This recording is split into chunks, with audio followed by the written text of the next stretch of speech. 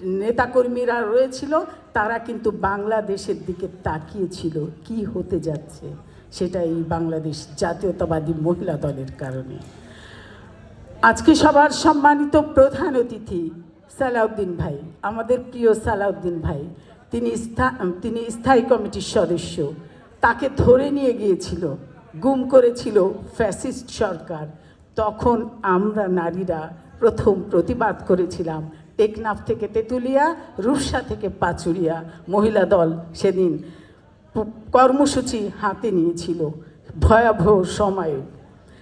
আমরা নারীরা সর্বদাই মাঠে আছি। আমাদের এই মঞ্চে যেমন আছে বসে আমাদের সঙ্গে অনেকগুলো সহসভানেত্রী, সাবেক এমপি, আমি নাম বললে দেরি হবে, আছেন আমাদের সাধারণ সম্পাদিকা সুলতানা আপা, যিনি উপস্থাপনা করছেন এই অনুষ্ঠান, এবং সামনেও আছেন অনেক বোনেরা যারা শুধু ত্যাগ করে এসেছেন।